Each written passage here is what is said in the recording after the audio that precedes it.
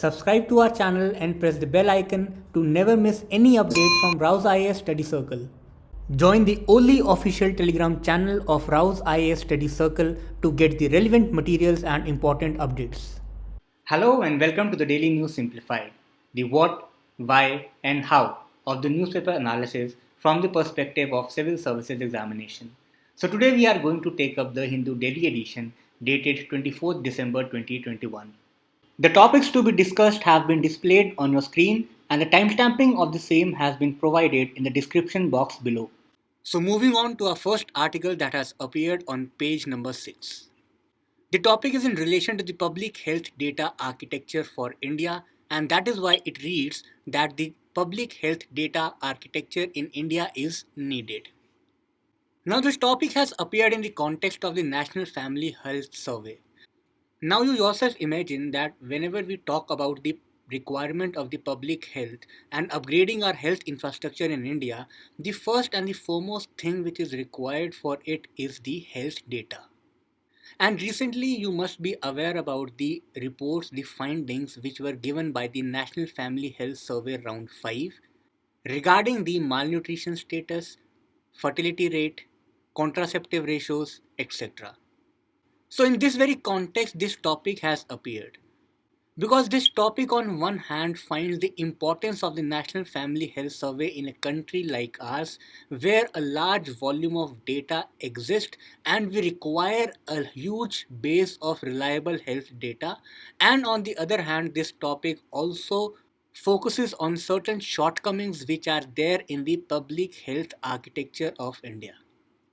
So this topic falls under the General Studies Paper 2 under the section of the social justice and the micro section of the issues relating to the development and management of the social sector services relating to health.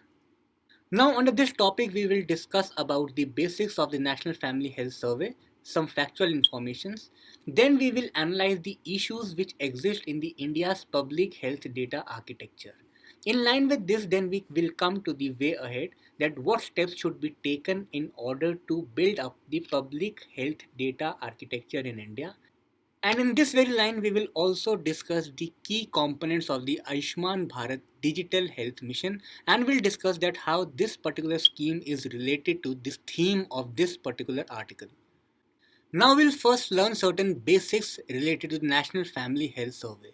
Now the survey was started in the year of 1992 to 1993 and the survey is conducted at a regular interval of 4 to 5 years.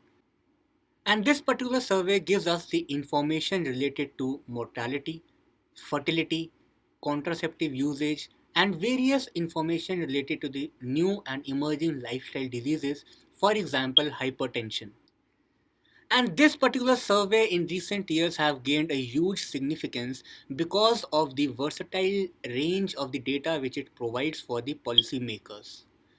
In country like ours where we do not have regular and quality surveys, this National Family Health Survey is like an oasis and it provides the required public health data. But there are certain core issues in India's public health data architecture and that needs to be discussed, and this is the core theme of this article in today's newspaper also. So now let us examine the issues involved in India's public health data architecture. The first is related to the techniques of the survey which India adopts. For example, if we talk about the National Family Health Survey itself, this particular survey has hundreds and thousands of questions ranging up to hundreds of papers. So the point is that this survey is very lengthy in nature and such long surveys have a detrimental impact on the quality because the number of questions are so large that the respondents are unable to comprehend all these questions and provide a reliable and quality information. Further, such huge number of questions are difficult to comprehend by the policymakers also because there are several overlapping questions also. So that is why the first and the foremost issue is the surveys in India are so lengthy that it goes beyond the scope of the common man. The second issue is of the fragmented data. Now you yourself imagine that till now how many hospitals, clinics, health insurance companies you have visited. From our local clinics to the tertiary hospital like AIMS and PGIs, we have visited almost every health institution and we have provided our data to almost every health institution too. But that data is not integrated and thus that data remains fragmented in nature. The public data is there available in the space but in fragmented nature. And that is why, because the data is not integrated, we are forced to provide this data again and again. But this fragmented nature of data is a huge problem for our policymakers. Now, the third issue is related to the quality of the agency and the workers which are involved in the healthcare ecosystem of our country. For example, yes, we have the huge health data of the public in the virtual space. Now, the point remains that how that data is going to be utilized. There is an issue of data privacy also. So the agencies which have access to the public health data, they can misuse that data for their personal profits also. Further, the workers which are managing this huge chunk of public health data, there is a huge suspicion on the competitiveness of those workers also. Because in India presently we do not have the required skill building program to deal with this specific issue. Now, the fourth again is related to the quality of the data because even the National Family Health Survey is outsourced. So, many of the surveys are not directly conducted by our health ministry. It is many a times outsourced or it relies on the findings of the different independent institutions, NGOs working in this specific sector. So, this outsourcing of data further compromises the quality of the service on which our policies are dependent. The fifth point is related to the overlapping questions. For example, the vertical survey on tobacco gives us the information regarding the tobacco usage and its health impacts. But then there is again the question on tobacco usage in the National Family Health Survey also. So therefore the experts say that what is the desirability of the question on tobacco in National Family Health Survey when we already had this question in this particular survey. So this is nothing but just an overlapping of the question, repeating of the informations which makes the surveys further very lengthy and difficult to comprehend. The next issue is related to the technical capacity and skills of the Department of the Statistics and Program Implementation. Now, this department is particularly responsible for coordinating the surveys and putting the data and statistics all together. So we can imagine that if this particular department is not having the required technical capacity, there is a high chance that despite having the public health data in huge amount, its organization and further the policy formulation will be in trouble. Because the department responsible for the statistics and program implementation lacks the required capacity. And the last but not the least point is the irregularities of the surveys conducted. For example, the National Family Health Survey is the only survey which is conducted at regular intervals. But let's say tobacco vertical survey or the survey related to the nutrition monitoring, they have not been conducted in several years and still we do not have a required time bound frame which makes us know that when these surveys are to be conducted. So all these are the major issues which are there in India's public health data architecture. And after knowing all these issues, it is our responsibility to come up with a way ahead. So that is why we should know that what further needs to be done in order to build up a robust public health data architecture. The first suggestion given by the author in this particular article is that we should promote the computer assisted surveys. These surveys provide us threefold benefits. The first is related to the quality and the management and organization of the data.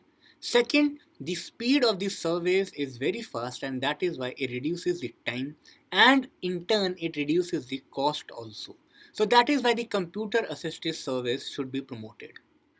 The second very important aspect pointed out by this author is that we should differentiate between the national and state level indicators.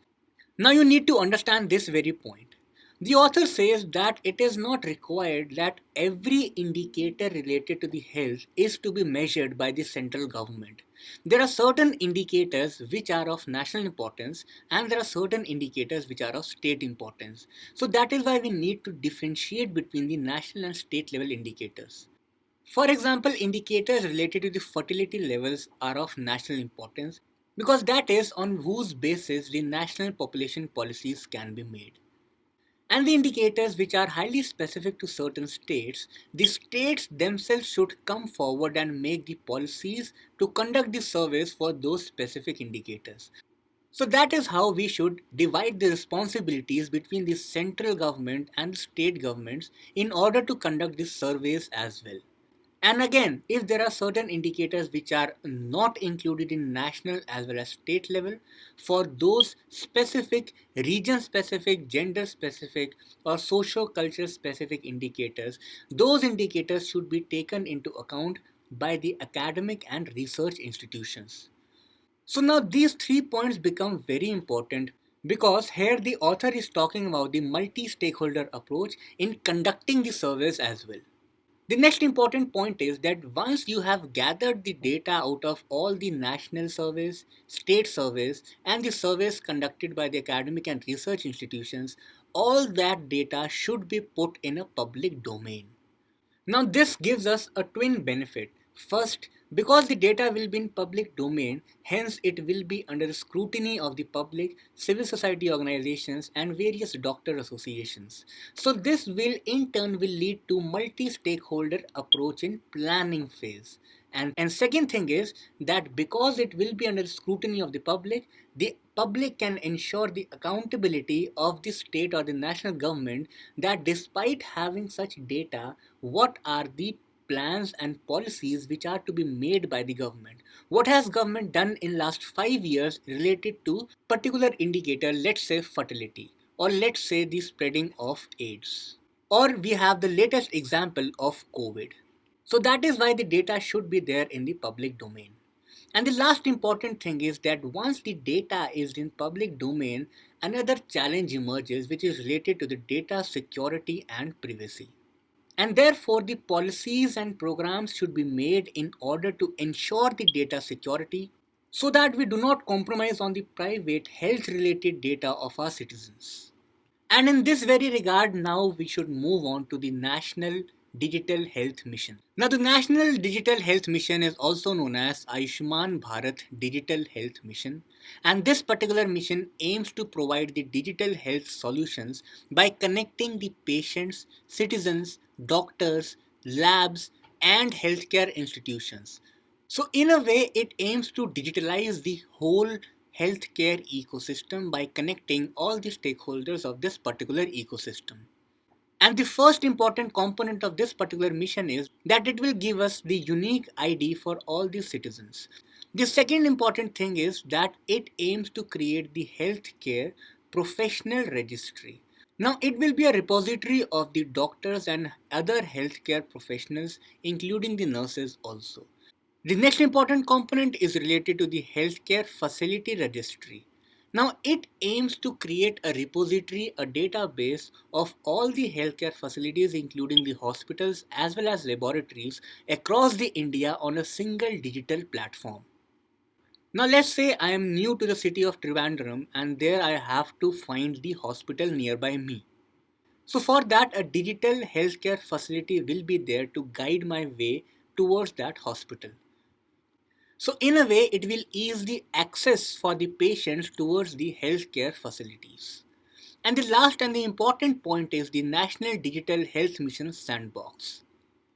Now this particular component aims to engage the private players also in the digital health mission ecosystem. Now summing up the entire topic in brief once again. This particular topic has appeared in page number 6 and relates to the public health data architecture in India. Now, this topic has appeared in the context of the recently published findings of the National Family Health Survey. And this topic says that the successful conclusion of the National Family Health Survey points out that India has the capacity to ensure a robust public health data architecture in India. This topic provides certain basics related to the National Family Health Survey, its year of starting, its interval, its aim, and the type of information which it provides. Next, we analyze the underlying issues in India's public health data architecture. And these issues arise because of the lengthy surveys, fragmented data, suspicion on the quality of the agencies and workers, outsourcing practices which are employed in conducting these surveys, overlapping questions which make these surveys further lengthy, the technical challenge with the Department of Statistics and Program Implementation face, and the irregularity in terms of conducting these surveys. Then we discuss the solutions which can be taken in order to ensure the robust public health data. The first is related to conducting and promoting the computer assisted surveys. The second point was that we should differentiate between the national and state level indicators in order to divide the responsibilities of conducting the surveys at center and state levels. And in line with these, we should encourage and motivate our states to conduct these particular surveys. And even after this, if there are certain indicators which are left behind, those specific indicators should be taken into account by the academic and the research institutions. Further, the data collected by all these three activities should be there in the public domain in order to enhance the multi stakeholder planning and ensure the accountability of the government. And in the last, we discussed that we should ensure the policies in order to ensure data security of the private health data of our citizens. In this very line, we discussed the important components of the Ayushman Bharat Digital Health Mission. And the first important component was the unique health ID for the citizens, healthcare professional registries, healthcare facility registries, and the NDHM sandbox, which aims to engage the private players. So, moving on to our next topic, which has appeared on page number 1. This topic is from the Ecology and Biodiversity section in the relation to the olive ridley turtles. The topic reads that a turtle trails to get a boost with mass tagging mission. So the context of this topic is that scientists have resumed the tagging of the olive ridley turtles at the Rushikulya Roorkee along the Odisha coast. Now this exercise would help them to identify the migration path and places visited by the marine reptiles after congregation and nesting. And in this very regard, the researchers of the Zoological Survey of India, that is ZSI, are carrying out the tagging of the olive ridley turtles at three mass nesting sites. These three mass nesting sites are Gahirmatha, Devi River, and Rushikulya River. Now, under this topic, we need to understand the ecological significance of the olive ridley turtles and also the geographical locations of these sites so that we can solve the questions from the ecology and from the geography point of view also. So first of all, we need to know that these olive ridley turtles are also known as Pacific ridley sea turtles. And these turtles are found in the warm and tropical waters.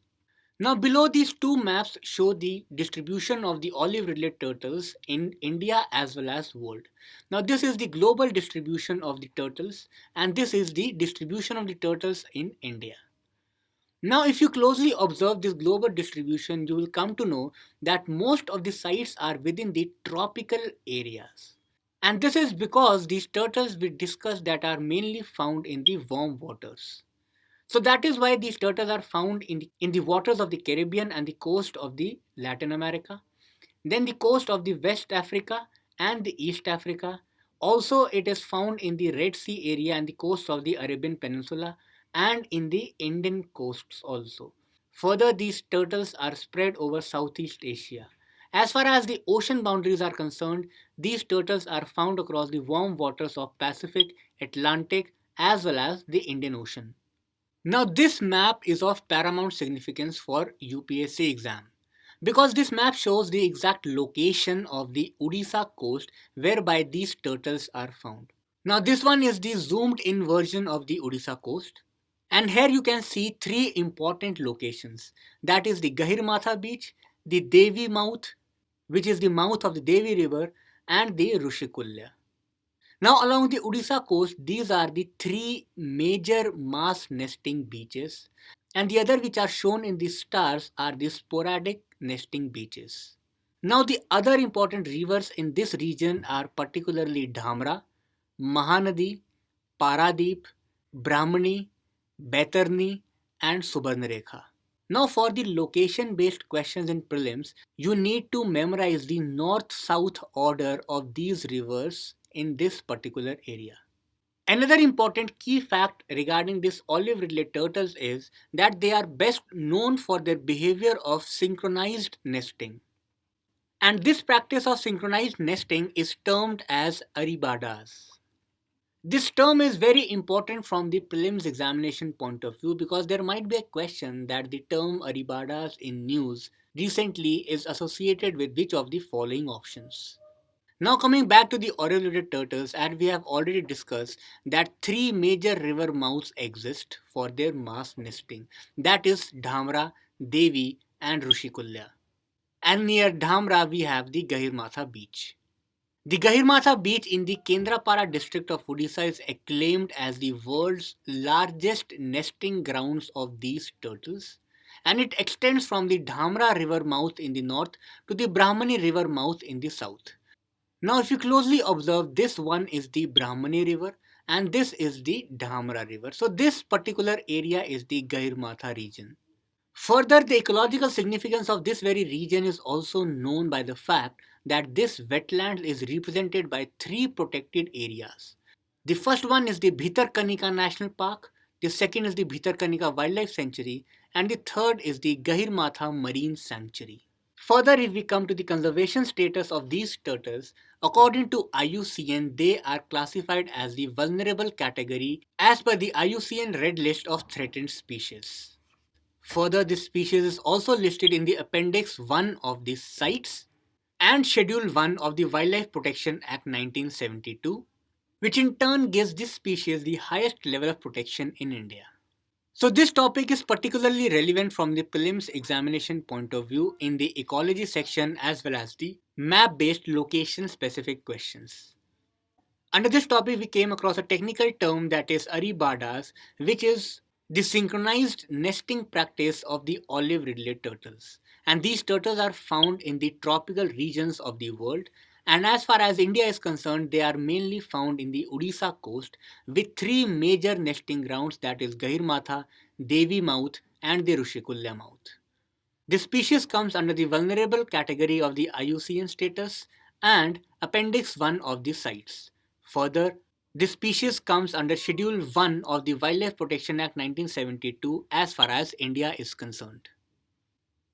Moving on to our next topic that has appeared on page number 6, and this topic is in relation to the clean cooking fuel. Now this topic has analyzed the scope of the Pradhan Mantri Ujjwala Yojana, its success and limitations. Now most of you will be knowing that Pradhan Mantri Ujjwala Yojana was started to provide the clean cooking fuel especially to the below poverty line families. Now as we all know that burning the traditional conventional fuel using the firewood or cow dung is very harmful for the human health as well as it causes a tremendous indoor air pollution. So that is why in order to tackle these challenges, the government came up with the Pradhan Mantri Ujjwala scheme to provide the free LPG connections to the BPL families.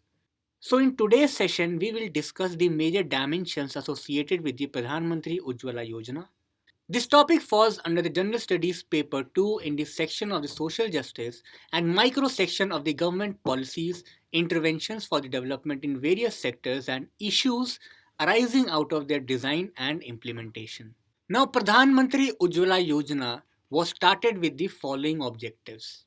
The first and the foremost objective was to empower the women and protect their health. As we know that in our society, women are laid down with the social responsibility and there lies the major responsibility on the shoulders of the women to perform their household chores. And in this very line of social responsibility, women are most vulnerable to the indoor air pollution caused due to burning of the conventional cow dung based fuel in their kitchens. And this causes serious harm to their health. So that is why the first and the foremost objective was to empower the women and protect their health. And in line with this, the second objective laid down was to minimize the health issues arising from the use of unclean fossil fuel.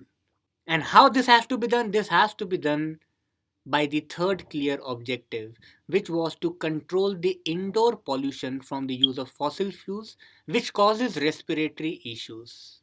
And further, the last objective was laid down to prevent the degradation of the purity of the environment. That is, to clean, preserve, and protect the indoor environment, especially.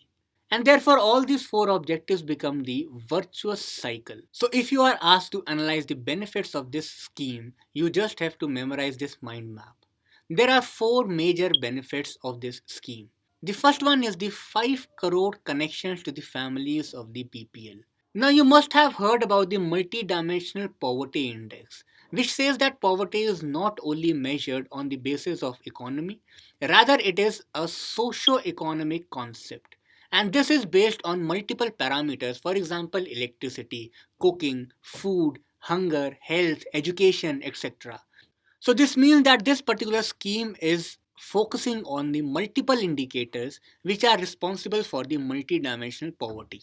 Further, under this scheme, the oil marketing companies, that is OMCs, are providing interest-free loans for refilling and purchasing stores. Further, the specific areas which are known under this scheme as the priority areas are the hills and the northeastern India. Now, as we know that hills and northeast India have difficult and rough terrain, these areas are generally backward. And that is why these areas many times lag behind whenever there are some government schemes. So that is why this particular scheme specially focuses on such areas, and this means that this scheme will also help us to resolve or to reduce the regional disparity. Further, there is also flexibility in terms of the size of cylinders under this scheme, which will allow the beneficiaries to use the cylinders as per their requirement. But this scheme also suffers from certain limitations. The first issue is that after years of rollout of this particular scheme, still the universal delivery has not been assured. Still, there are families and women across India who are not using the cylinders for their regular cooking. The second issue which has come up is related to the technical know-how to operate these cylinders. There are several old women who still have fear to use these cylinders, and they fear that these cylinders might get blast. Further, they do not have the adequate technical knowledge to operate these cylinders. There is also an inertia to shift to this new means of cooking.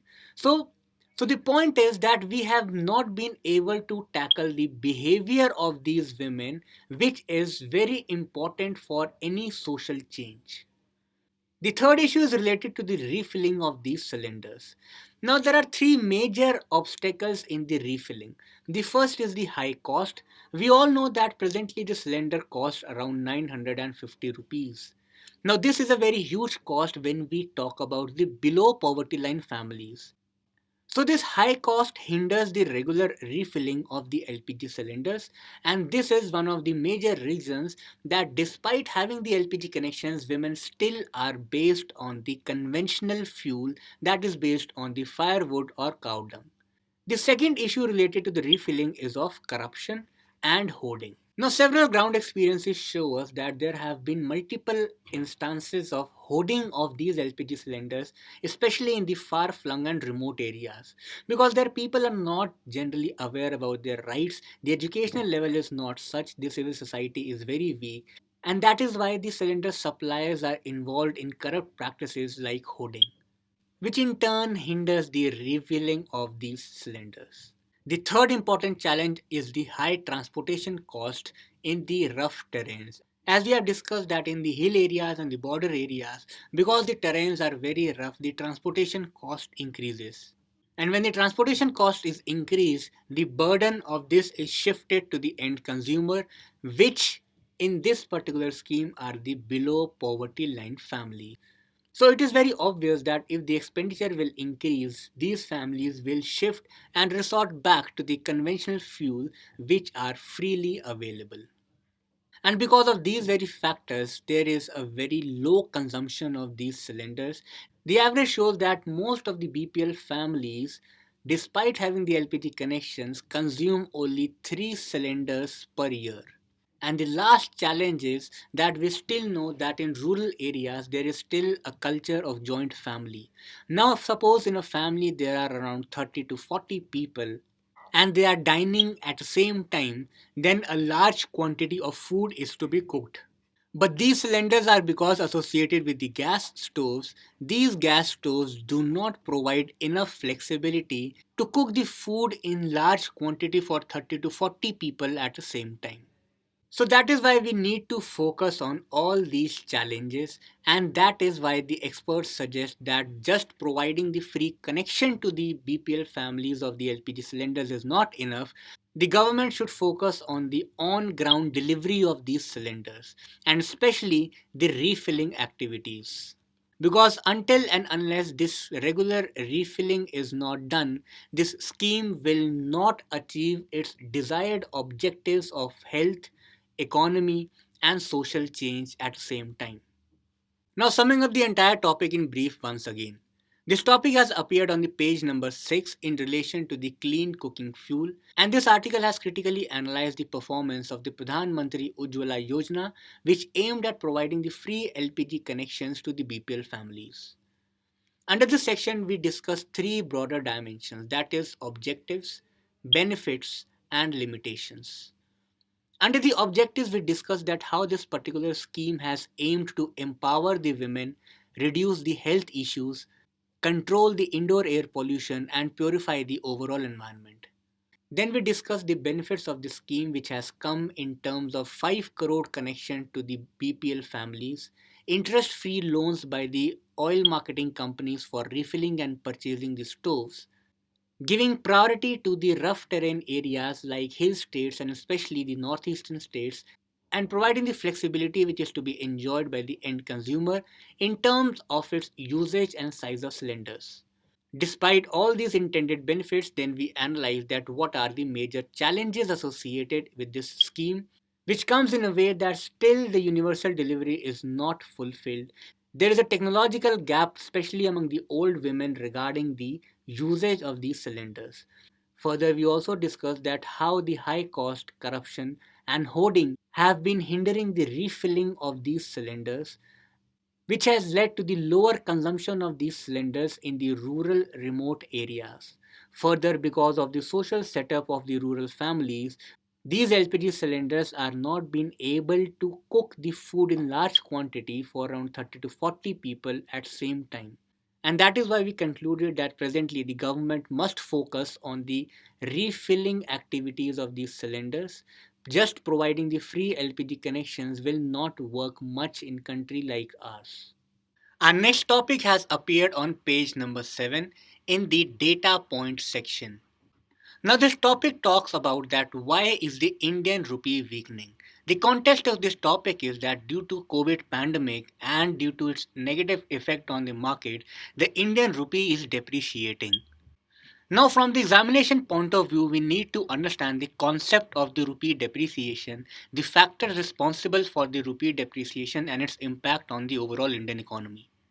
Now, this topic has been covered in detail by Naved sir in the DNS of 20th March 2020, whereby it has been talked extensively about the concept of the rupee depreciation, rupee appreciation, the context and the role of United States in it, the difference of the flight of capital in developing countries and developed countries. So this session will give you the holistic overview about the concept of the rupee depreciation and its impact on our overall Indian economy. So that is why I request you to go back to the link given in the description box and revise the DNS session of 20th March 2020. And now is the time for the question of the day. The question asked in yesterday's DNS was related to the location of India's northeastern borders in context of the international border with Myanmar. The question asked that which of the following Indian states share the international border with Myanmar? Arunachal, Assam, Nagaland, and Manipur. So out of all these four states, Assam does not share border with the Myanmar, and that is why the second option should be eliminated. And hence the answer is the C option. The question for today is that which of the following statements are correct regarding National Family Health Survey 5? The statement 1 says that this survey is conducted by the Indian government at every 2 years to record the public health related data. And the second statement says that the survey incorporates the women and child related health data like fertility, etc., but it ignores the data related to the hypertension. So, out of these two statements, you have to find the correct ones.